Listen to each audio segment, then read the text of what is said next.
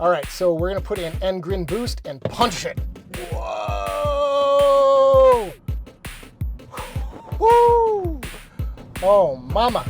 Hey everyone, it's the Ioniq guy, and today is a very exciting video. You join me with the 2025 Ioniq 5N from Hyundai. Today's gonna be a special video because I am going to take the Ioniq 5N to a track to put it through its paces. Now, I am by no means a track expert, but I'm gonna do my very best to try and push this thing at least a little bit to its limits. We're heading up to Palmer Motorsports Park in Palmer, Massachusetts to their roughly 2-mile course, and I'm super excited to share that with you guys. But before we get into that, we're gonna do a walk around of the exterior, the interior, infotainment system, charging, efficiency, and range. And then at the very end, we will take this bad boy out on the track. So if you guys wanna find out everything about the Ioniq 5N, then stay tuned. So if you're not familiar with the Ioniq 5N, basically think of it as a super high performance version of the standard Ioniq 5. Now for 2025, this isn't just a new version of the existing Ioniq 5. This has got a lot of updates versus the outgoing model, and that's because the standard Ioniq 5 is also getting refreshed for the 2025 model year. We've already seen the new XRT trim, and all the other versions will be coming out November, December of this year, 2024. So probably the biggest upgrade for the 2025 Ioniq 5s is they're getting new battery packs. You're talking when this thing is fully charged, maybe 220, 250, but we will talk more about range and efficiency later in this video. But just know that performance comes at a cost, and it's going to be range. Part of that is due to the more powerful motors, but part of that is also due to the fact that you have sticky summer tires on 21-inch wheels. These are some big wheels. You got big rotors, big brakes. This car does way more than the standard Ioniq 5. So the standard Ioniq 5 has about 320 horsepower. This car, when you put it into its boost mode, has about 640 horsepower. So it's basically twice as powerful as a standard Ioniq 5, and you can feel it. This thing just launches off the line. Does 0 to 60 in about 3.3 seconds. It is neck-snapping performance, and it's a ton of fun. And unlike the standard Ioniq 5, when you're at 70, 80 miles per hour on the highway and you punch this thing, it goes. So when looking at the exterior of the 5N, obviously it's got some different colors versus the standard Ioniq 5. Performance Blue Matte is this color here. I really wish that Hyundai would have given me the orange version of the Ioniq 5N, because if I were to purchase this car, that would be the color I would get. Obviously, I really like orange, but this Performance Blue Matte looks really good. The matte paint just feels really nice. It feels like an eggshell paint that you would use inside your house. Feels really nice. And then of course you have a lot of sports car styling. You have blacked out rocker panels with the N badging. You have active aero that directs air around the wheel, so it creates more of a slipstream of air. This car does need a lot more cooling, so you have a bigger air intake in the front. You have a bigger radiator. N badging, obviously, but a lot of the same stuff that you find in the standard Ioniq 5 is here. You have the same LED headlights, you've got the same surround view camera system, you've got highway drive assist 2 in here, you've got the pop-out door handles. This Ioniq 5 is not available with the panoramic glass roof, so don't expect that. I did just notice something kind of interesting when I was looking to mount my action camera on the hood of the car. It is non-ferrous. The hood must be aluminum. The rest of the body is stamped steel, but the hood is definitely not steel. This car does not have staggered wheels, so on all 4 corners you have 275/35 R21s. These are Pirelli P0, and it looks like they're an electric specialty tire. But the brake rotors on this thing are absolutely massive. 4 piston calipers on all 4 corners. I really like the design of these wheels. I think they're just really classy looking, sporty looking. They do have these plastic inserts that can be removed if you really want to. I'm not going to pull them off here. But I have seen some people posting photos with these removed, and you just have this silver section here. It looks pretty good. Looks like this press car already has some curb rash on it. I really love the fact that for N cars, the branding is this orange accent. I just think it looks so sick against all these cool blue colors. Because this is a small SUV, you do have the darkened rear windows.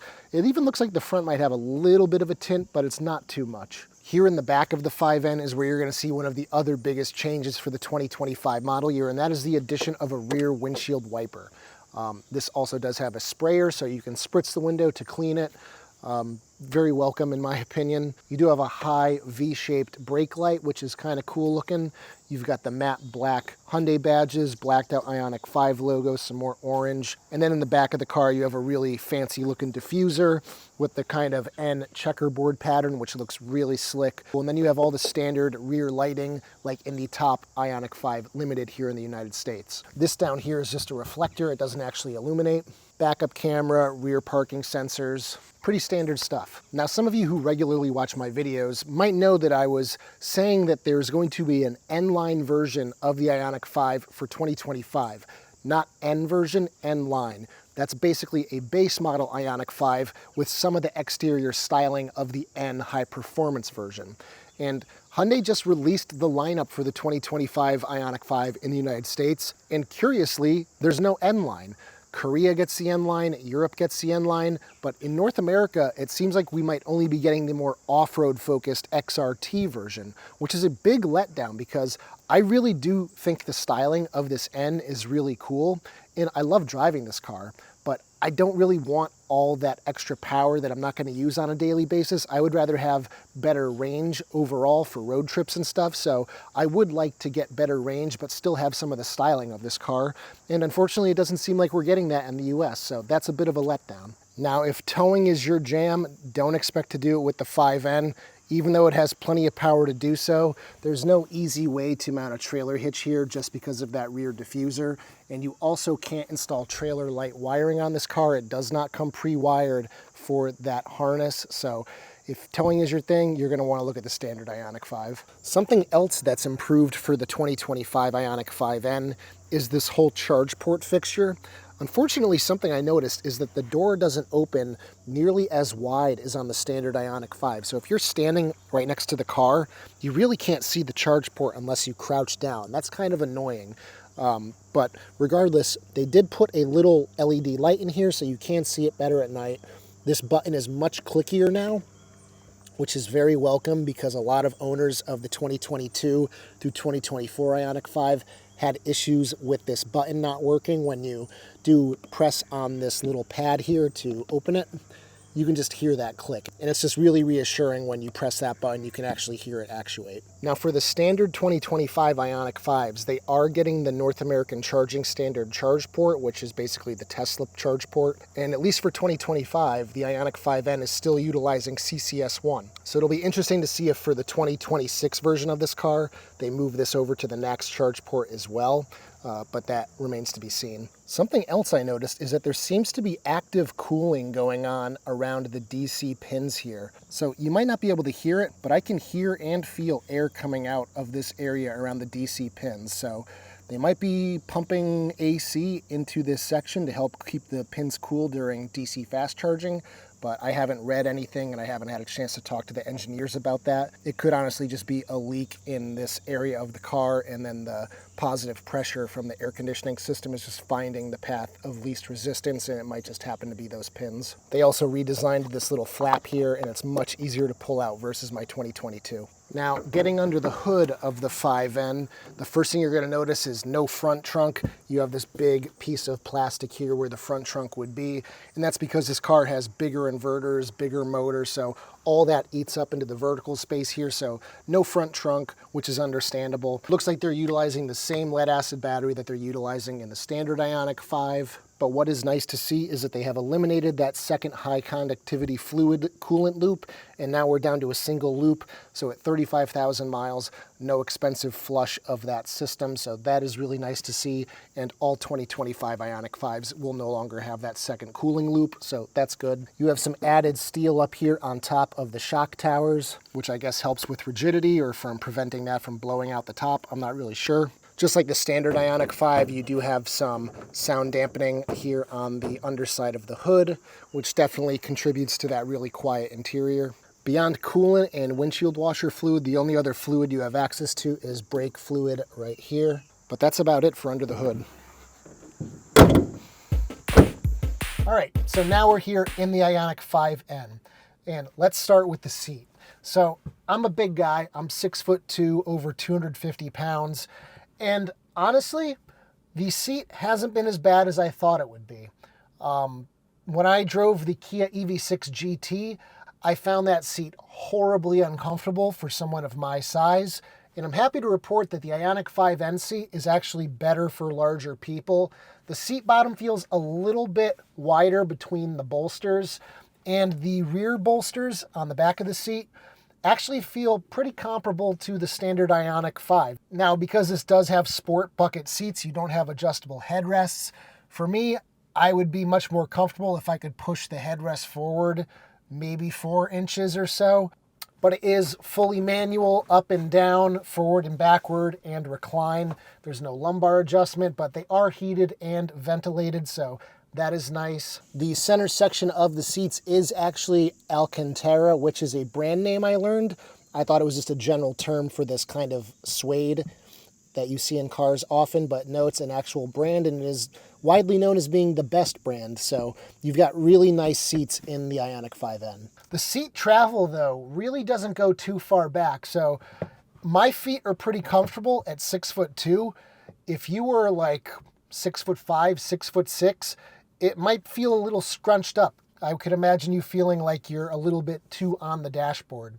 When you're in a sports car, though, you want to feel like you're locked in place. That's why they redesigned the center console just for the Ioniq 5N.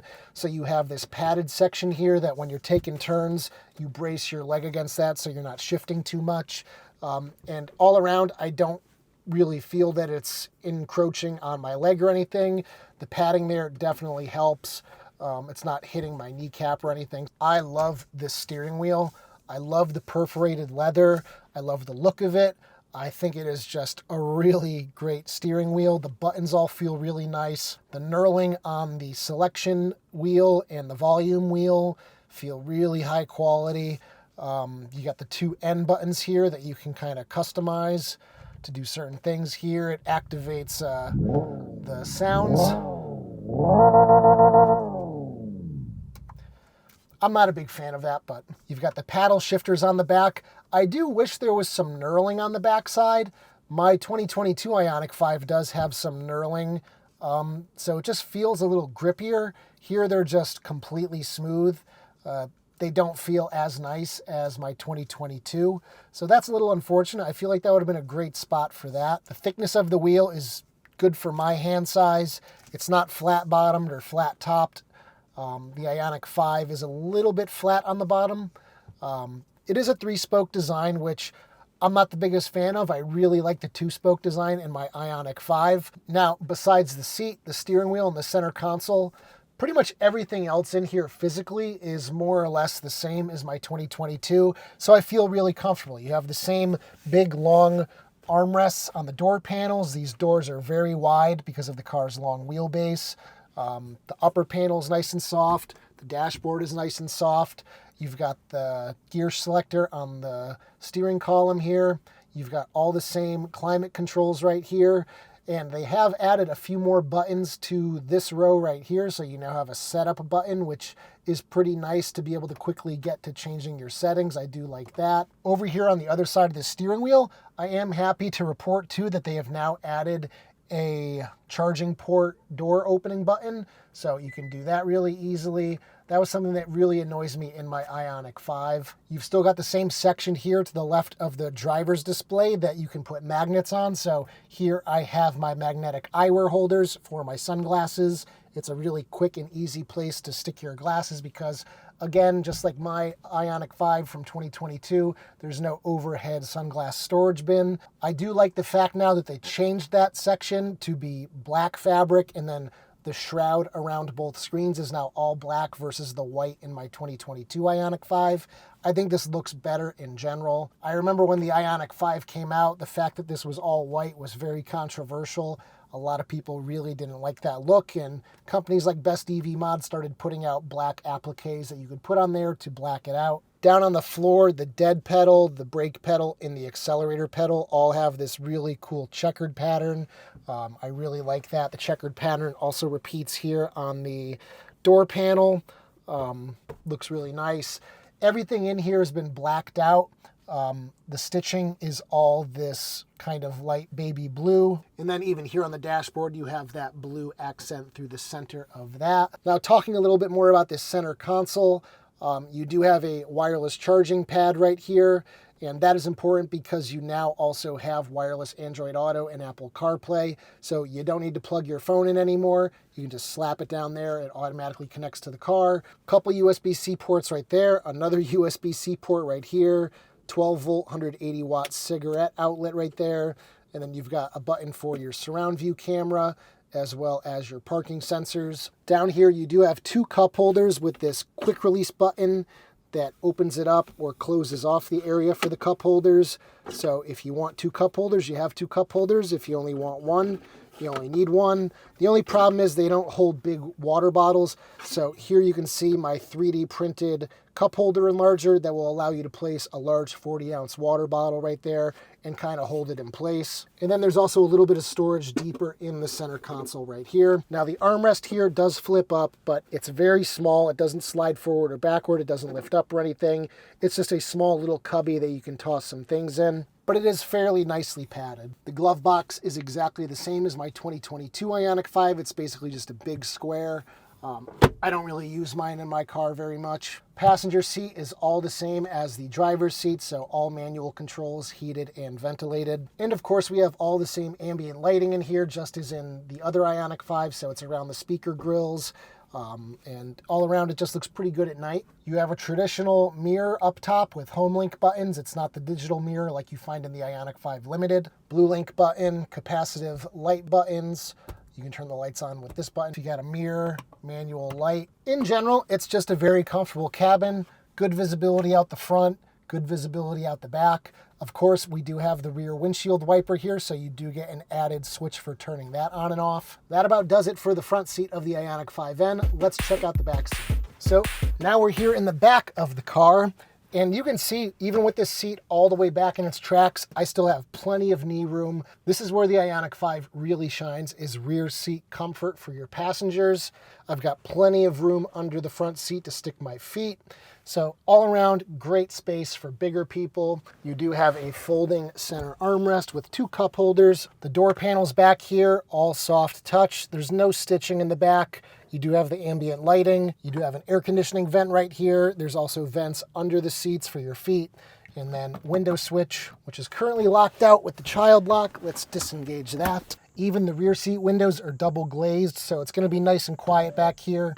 They do not go auto up. You've got some N branding here on the back of the seat. The rear of the center console is also different from the current Ioniq 5. So you've got 2 USB-Cs back here. That means there's a total of 5 USB-Cs within about 3 feet of each other. So really like to see all those charging options. Nice flat floor all the way across. So you could potentially fit 3 people back here with relative comfort. There's no 115 vehicle to load outlet in the back seat here, unfortunately. And one of the other hallmarks of the Ioniq 5 is the rear seats that can move forward, backward. You can also recline them. You can move them into a more vertical position. There's just so much customization you can do with this rear seat.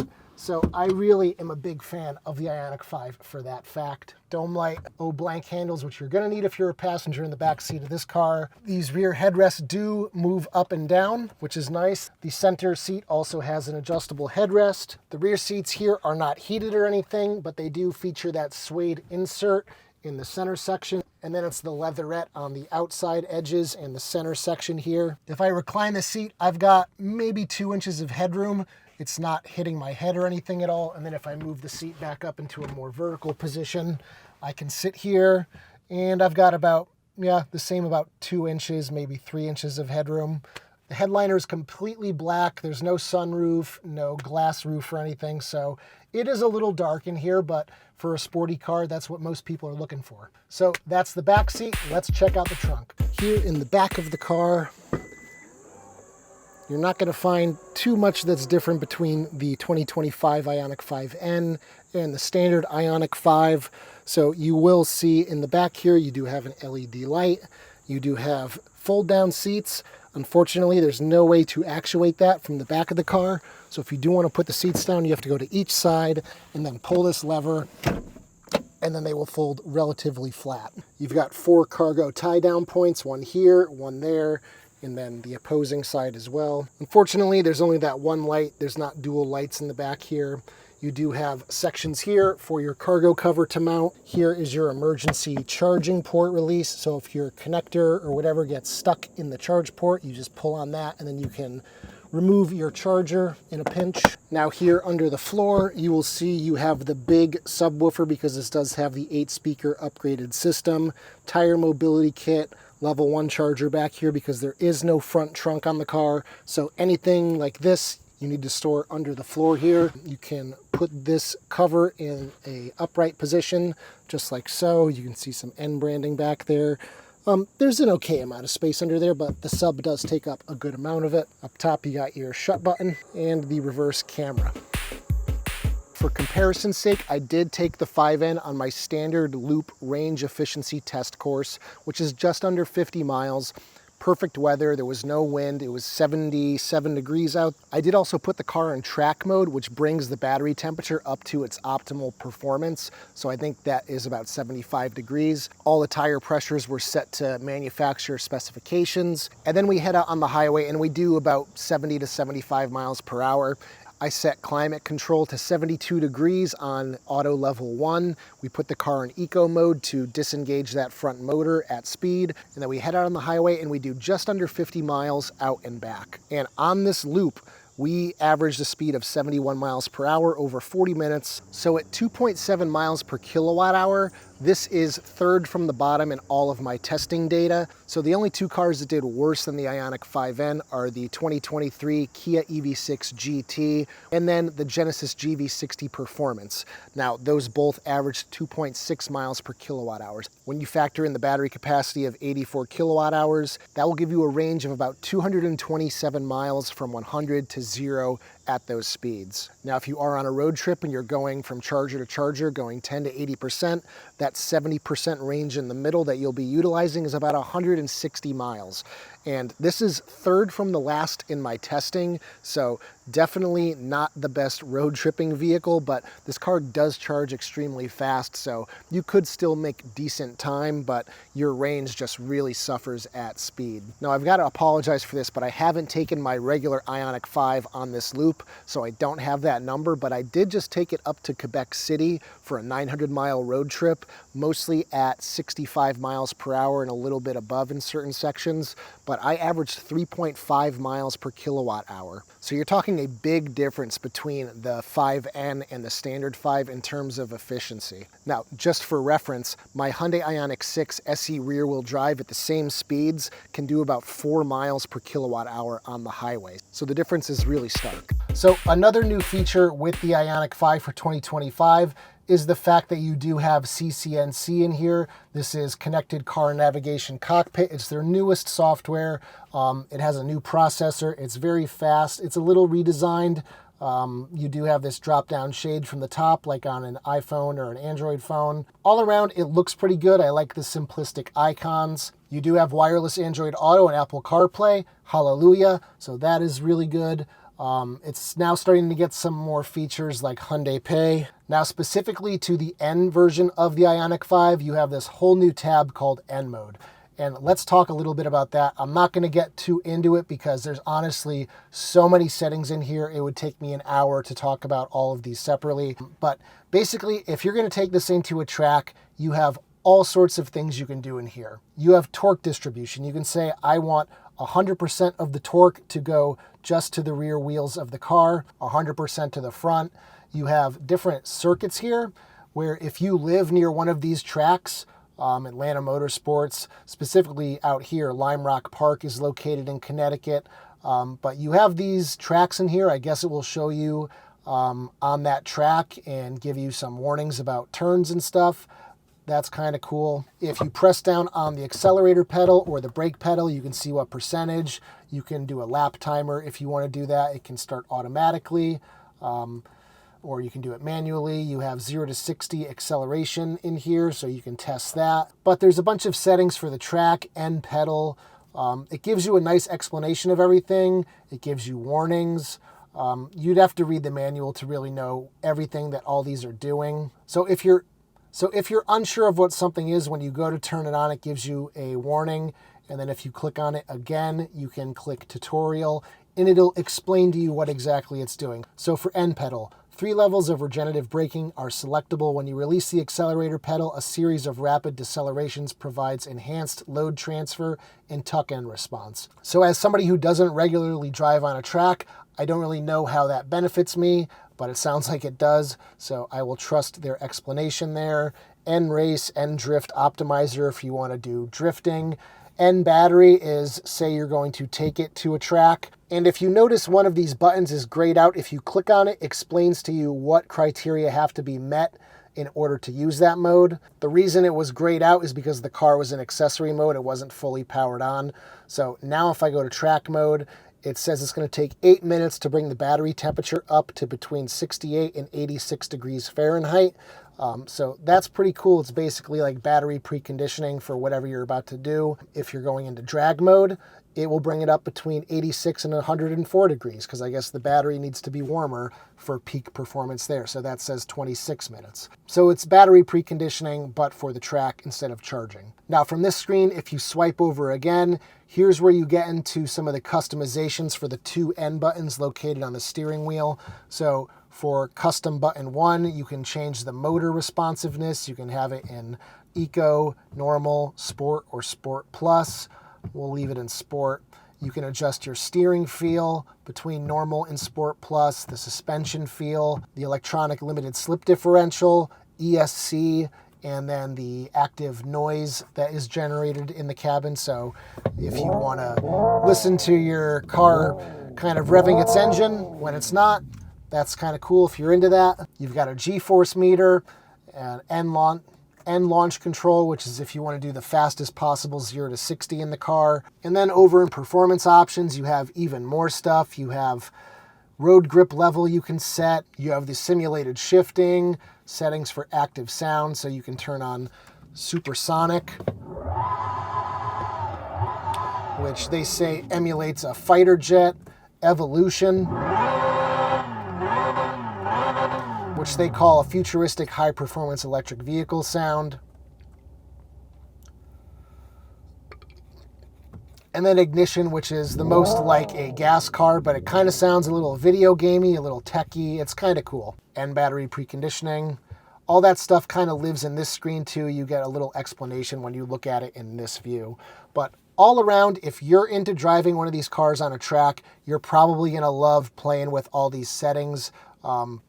I personally feel a little overwhelmed by the number of settings in here, but if you're driving this car on a daily basis, you can play with it a lot more than I can, and you can really figure out what driving modes you like. So again, just to reiterate, I find CCNC to be a perfectly functional operating system for the car. When I'm driving one of these cars, I'm basically living in Apple CarPlay, so I very rarely come out here. When you are planning a route now in the built-in navigation system, there are some nice features that have changed, so it no longer asks you if you want to add a charging stop.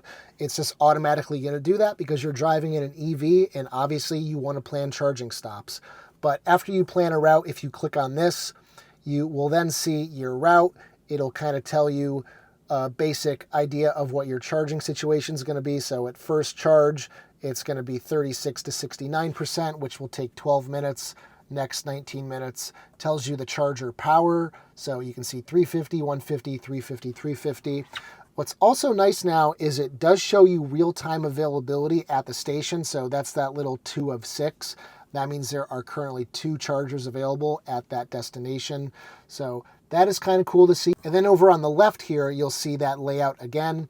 And it used to be that if you were going to an Electrify America that was at a Walmart, instead of saying Electrify America, it would say Walmart and then the store number. And it doesn't really tell you what network until you clicked it and went in and saw the Electrify America logo. Now you can see that quite easily, which is super nice. If you click on one of these, you can then see some more information about it. And then if you click on that, you will see what chargers are currently being used, which ones are available, when they were last used, and if they are currently being used, how much time that person has been charging. So you can see this one is a 350. it says it's been 2 minutes since somebody started charging at it. So you can kind of see before you get there what the station is like, if something is going to be opening up relatively soon, because most EVs aren't going to take more than 45 minutes to an hour to finish their charging session. So if you see somebody here at 45 minutes, you know that that one is going to become available. You don't have to get out of your car and walk up and kind of invade their space looking at their charger while they're using it. So that is nice. That used to not be there, at least in the Gen 5W system on my current Ioniq 5. The maps in here now also show traffic lights, and it will tell you to turn left or right at a specific traffic light.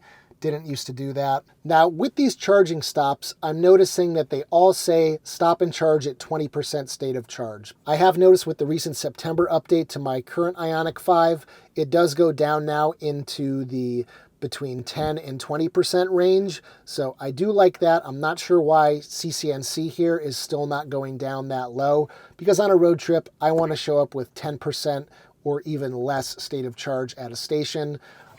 But it's still not doing that here on CCNC for some reason. With this Ioniq 5N, you also have many ways you can display information on the driver display. So right now I have it set into the N gauge style, which provides you with front motor temperature, rear motor temperature, battery temperature, and then you also get a more traditional looking speedometer.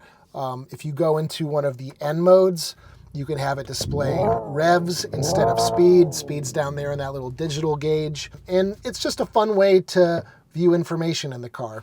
Now, if you go over here and change it to simple, you can see it's a much more modern, more simple approach. If I go into the N mode, you still see your RPMs, and then you get a little visual indicator up top with your red line. So if you're into more of a modern look, that looks pretty nice as well.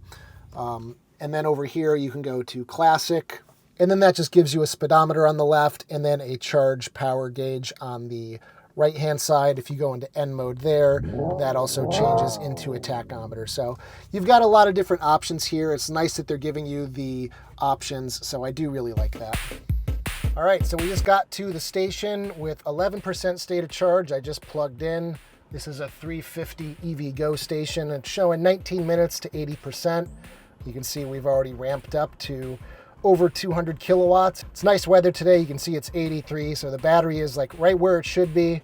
Pulling over 240 kilowatts, pretty impressive. I did want to get here with exactly 10% state of charge, but I got sick of driving around in circles in Grafton, Massachusetts, so I said, whatever, we'll plug in at 11%. It'll be representative enough. As our voltage goes up, you can see our charging speed is now over 250 kilowatts, which is just crazy. Never hit that in my regular Ioniq 5, and that's because this charges faster because it has a larger capacity battery, and they want to maintain that 18 minutes, 10 to 80% charging time. So we'll see how long it actually holds over 250 kilowatts for. I would imagine at least for another 5 to 7 minutes, but we'll see. Holy cow, we are at 41% state of charge and pulling over 260 kilowatts. This is wild. About to hit 50% state of charge, 264 kilowatts. Wow, we're still holding that even over 50%. As you can tell, all the cooling systems are going pretty hard right now because we are putting a lot of power into this battery pack. Okay, so at 53%, you see we just took that first step down to a little over 200 kilowatts, which is still very impressive. So even now at 63% state of charge, we're still over 200 kilowatts. This 5N really has a really nice fat charging curve. Let's see if it'll hold 200 over.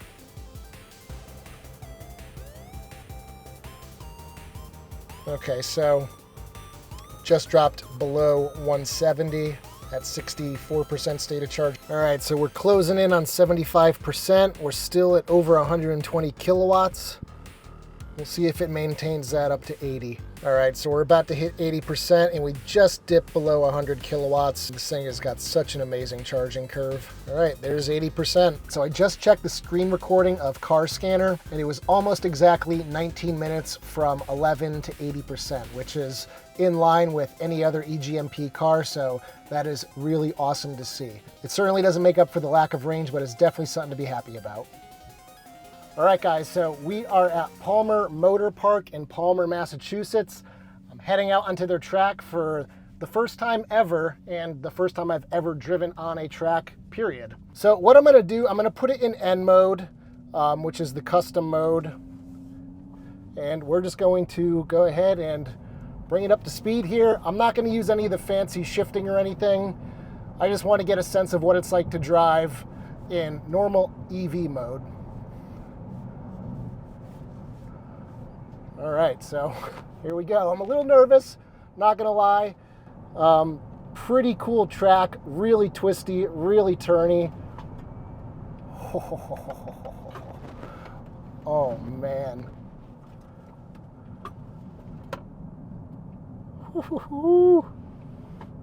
I've got bags in the back seat, so you're probably hearing those moving around, and there is a little bit of a rattle coming from the trunk, which I'm not gonna lie is pretty annoying. But I've got the track all to myself today. Oh man, this is so much freaking fun.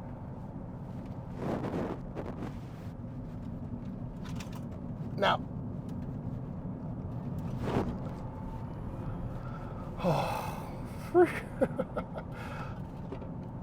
I can really see why people enjoy doing this. Getting up to about 70. I don't want to get myself into too much trouble though. I'm not in a helmet, so he doesn't want me to go too quick. But I'm going quick enough that I am having fun. Whoa, look at this view. Incredible. This is going to look amazing when the trees start changing a bit more. This thing just takes the turns like nothing.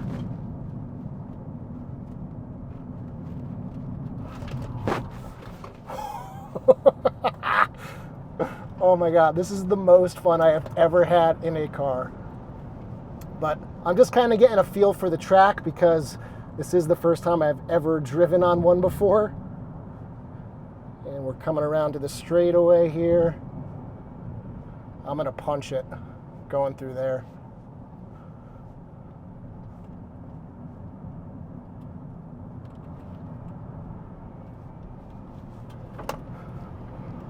All right, we're gonna get it up to 100. There's 100, 105, 110, 111, 113.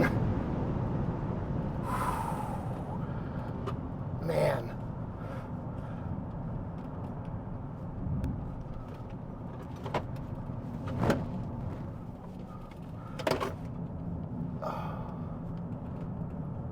Kind of getting a sense for the course now. I'm not even going to precondition the battery for anything. I just want to just have fun driving this thing. And that's the thing, is if you want to be that person that really wants to tweak your settings and everything, this is the car to do it. I mean, N mode is incredible. You've got so much customization for the dampers, acceleration, all that kind of stuff. Now I'm doing 2-foot driving here. I've got my left foot on the brake, right foot on the accelerator pedal.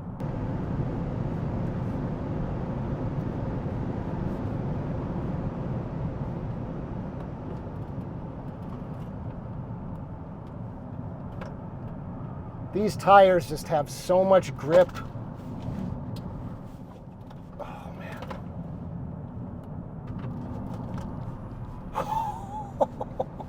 Oh my God, guys. If you ever get the opportunity to drive one of these cars on a track, take it. I don't know how you could drive this and not have a smile on your face. My drone is just flopping all over the place, man.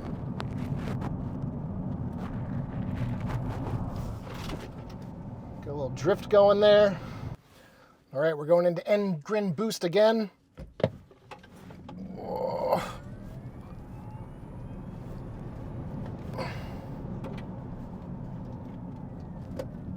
The brakes are just gargantuan.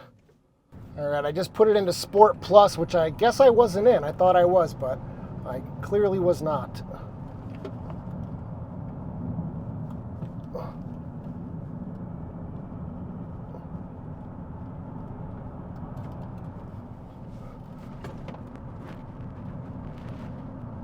And you really get into a certain headspace when you're on the track.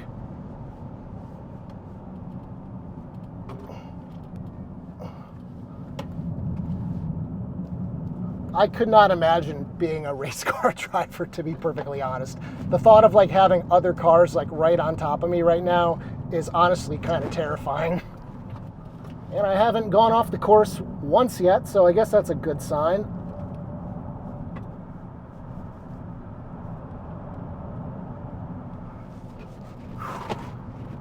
My armpits are sweaty.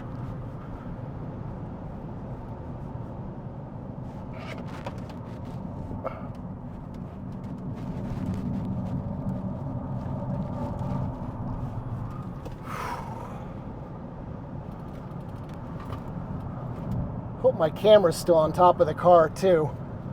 This thing's seeing some G's.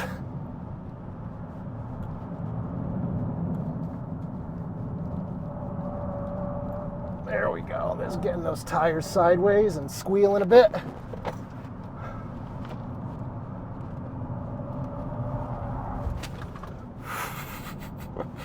So fun.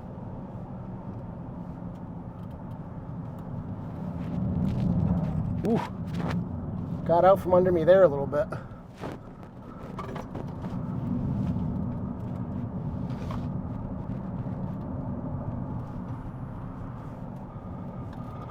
All right, so let's take this thing out of here and we will call it a day at the track. Guess I gotta do one more and then we're done. Let's try the simulated shifting just for ha-has.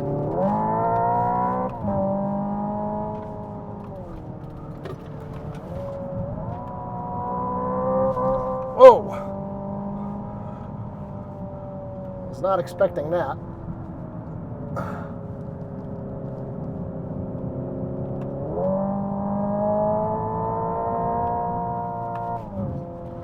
There's that artificial red line.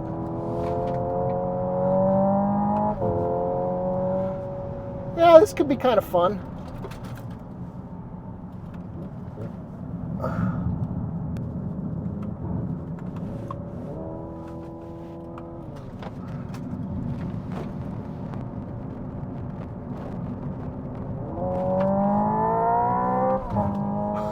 That jerk. Oh, that feels so fun. All right, that's enough of that. All right, we're gonna call it a day now. There's some other people waiting to get out here, and I'm gonna let them get back out. So after doing, God, maybe 6 or 7 laps on the track, maybe 8, I did see the motor temps got up into the mid 150 area, and then the battery temp was at about 100. So really not too bad. Obviously the battery is doing a lot to protect itself. It's actively cooling it, so I wouldn't expect it to get too hot. Look at these tires. They're all melty. The rubber's literally coming off of it. Yeah, Hyundai's gonna be replacing these pretty soon. That's for sure. All right, let's wrap up this review of the 2025 Ioniq 5N. This car is so much damn fun. If you want an all-electric weekend car and weekday car, I don't know how I could recommend anything else besides the Ioniq 5N. I drove this thing for the last 5 days, just driving around on normal streets, and it was great. Could I have pushed it harder on the track? Probably, but I am in no way an expert on track driving, so I didn't want to press my luck. This isn't my car, so I'm not going to take that risk. This car is just so damn adaptable. You can go from commuting to racing on the weekends, all in a span of a few minutes. You can put it into race mode, you can put it into track mode, you can precondition the battery for optimal temperatures for maximum power output. You can just do so much with this vehicle. Now, because it is super high performance, the range does suffer. So if you do want utmost range on the highway, this isn't going to be the Ioniq 5 for you. You're going to want to go with one of the standard Ioniq 5s with up to over 300 miles of range. Now, those are in no way, shape, or form going to be able to compete with this. Now, even the standard Ioniq 5 is going to be pretty quick, but the suspension really suffers compared to this one. Will I be picking up an Ioniq 5N? Probably not. It's more than I would ever need in a car, but getting to experience it on a proper course was really fun, so I'm grateful I got to have that opportunity. If you're a bigger guy, these seats are going to be way more comfortable than the EV6 GT. On top of all the performance, it's still a practical car. You still get a big cargo area. As previously mentioned, unfortunately, this one can't tow. But if you want a sports car that can also double as your daily driver and family hauler, the Ioniq 5N is it. So anyway, guys, if you like today's video, please give it a thumbs up. It really helps me out. Check out my store at ioniqguy.com for cool accessories for your Hyundai, Kia, or Genesis EV. And as always, I will see you guys in the next one. Take care, everybody.